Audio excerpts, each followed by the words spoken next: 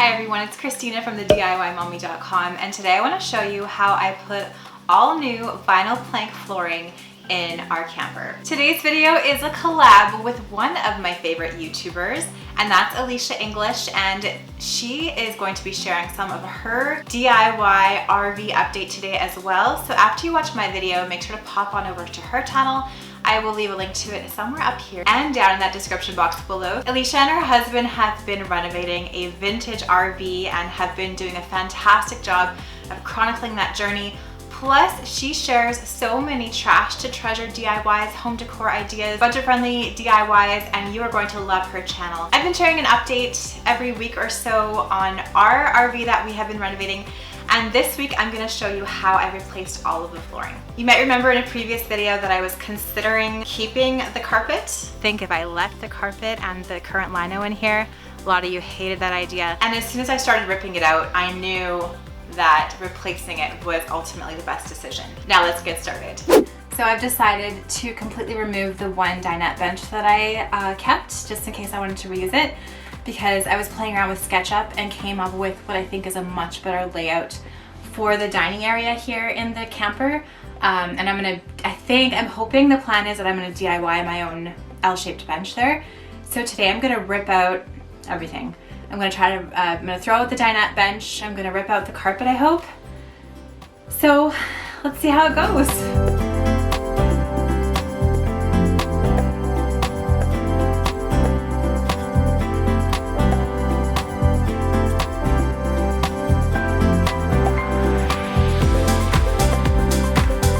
So I'm trying to start removing this here, and it looks like the best tool is a knife.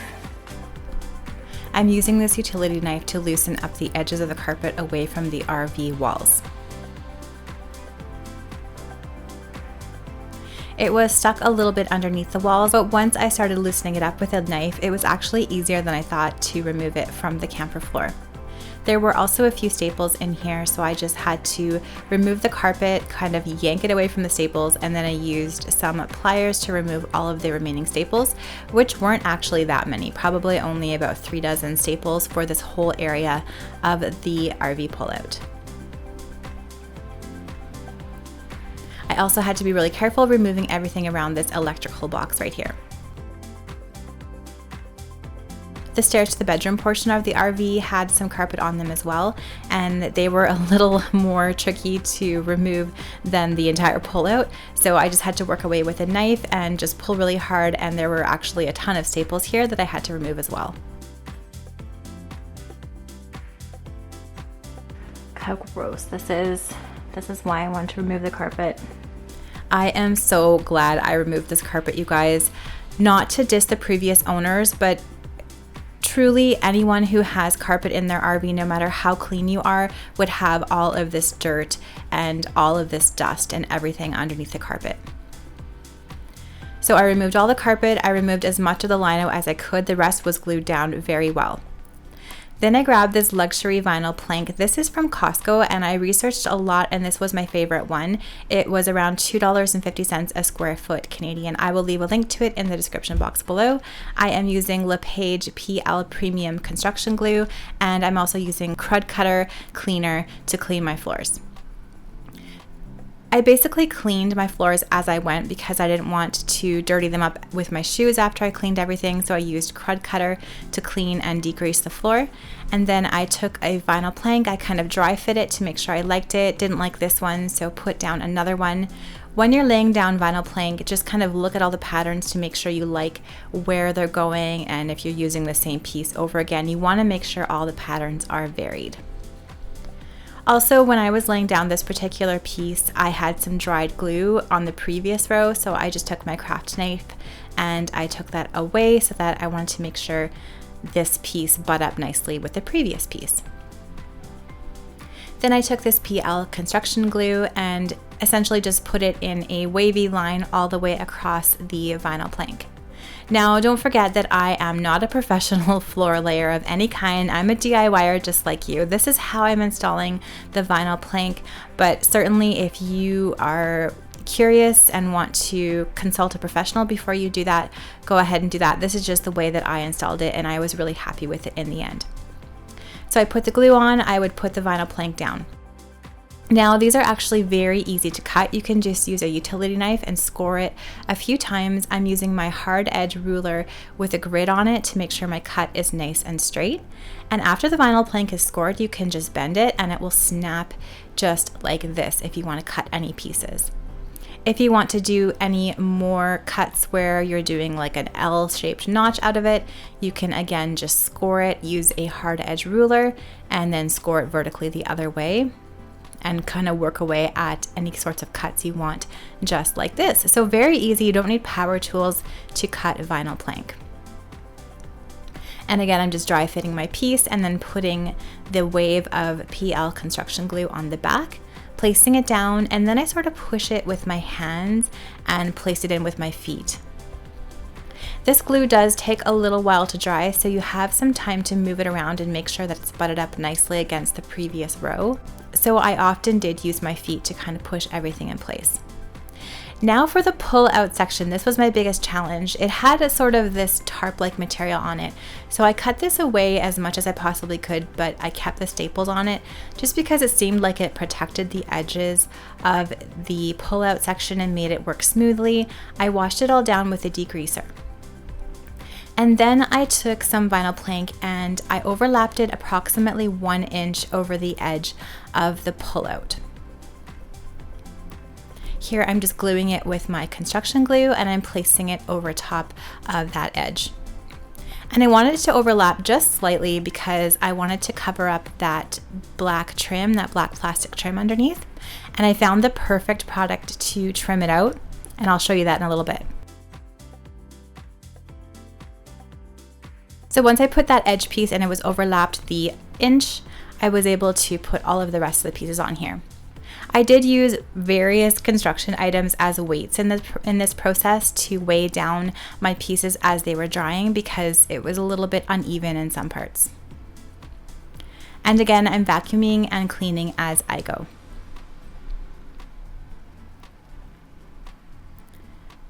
I found this vinyl plank installation process really straightforward. It was relatively easy. It did take a while to do some of the little cuts and things, but it was easily done by myself. And I used some extra boxes to kind of push the pieces into place as they were drying. Here's how the edge looks of the pull-out section. I'm going to add probably some wood filler in that little crack.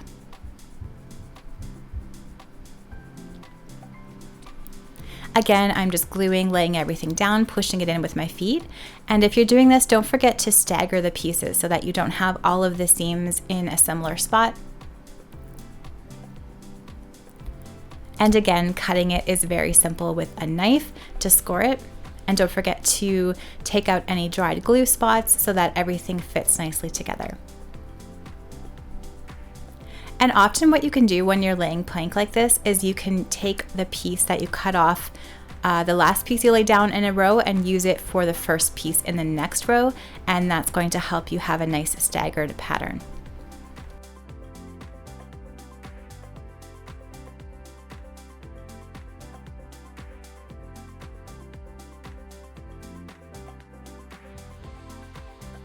So here you can see I cut off a piece of the end of this one that was probably about 9 inches long, and I'm going to be using that one as the first piece in my next row.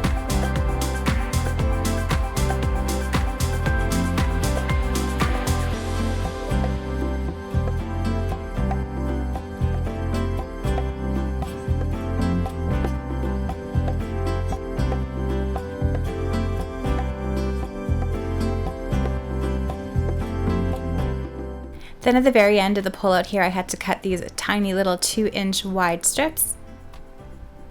And as they were drying, I just made sure to weigh them down with various objects so that they would dry nice and flat. And I had to leave out that little electrical box part. I also made a pattern for the pieces that were around the sides of the pullout, and I just used it as a template to cut a curve out of a little piece of the vinyl plank.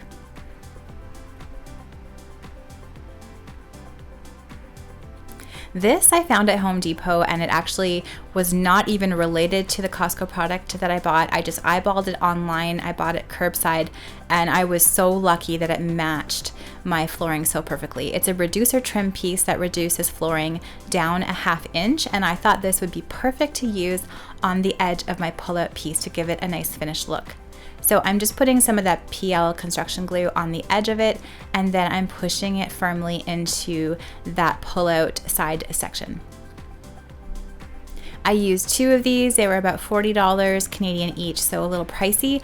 However, I was so happy with how it made the pull-out look nice and finished. Then I cut some 1/4 round MDF trim.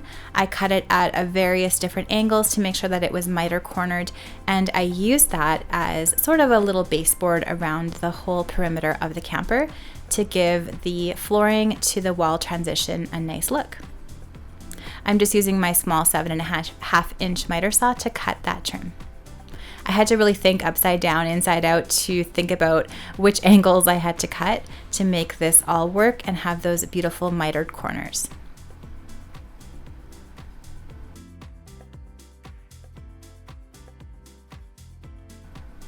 And then I did paint some of this in the white that I was using in the camper, which is Bear Whisper White. And then I used some at the bottom of the cabinets, the green cabinets, in Bear River Mist. And I attached it to the base of the walls with my finishing nail gun. So here's how the camper originally looked with the original floor, which was lino and carpet. And here is how it looks now. What a difference, hey? Of course, the paint last week made the biggest difference, I think. But this flooring, it looks so nice. I love this color. It's sort of a warm, light gray, but it still has those warm tones in it. Obviously, I still have to finish putting in that furnace cover there, but the rest I think looks really good. I did leave some of the 1/4 inch trim loose on the right-hand side there because I think I want to do that built-in dinette, but I just put some in place so you can get the idea of how it looks finished. Love how the kitchen looks now with the 1/4 round trim at the bottom. I'm going to do some wood filler on those corners as well.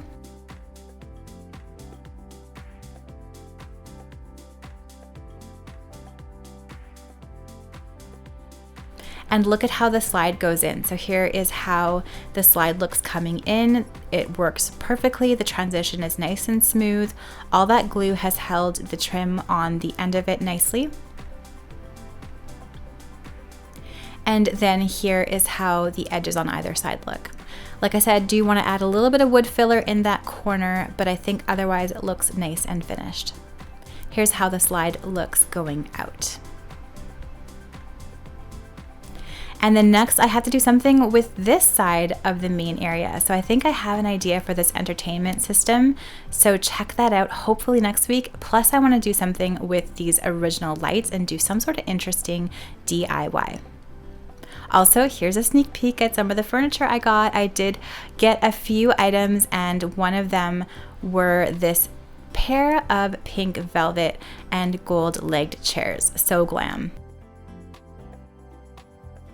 Thanks so much for watching this video today. I hope you enjoyed this DIY camper update. Let me know down in those comments below what you think of this flooring. And also don't forget to check out Alicia's video today that she is sharing on her RV update. I'll make sure to leave a link to her channel down in that description box below. If you like this video, please give it a thumbs up and subscribe to my channel for more DIY and decor ideas on a budget, and to stay tuned for the next steps in this RV renovation, like trying to do something with this entertainment unit right here. I'm gonna leave some more videos right up here that I hope you will enjoy.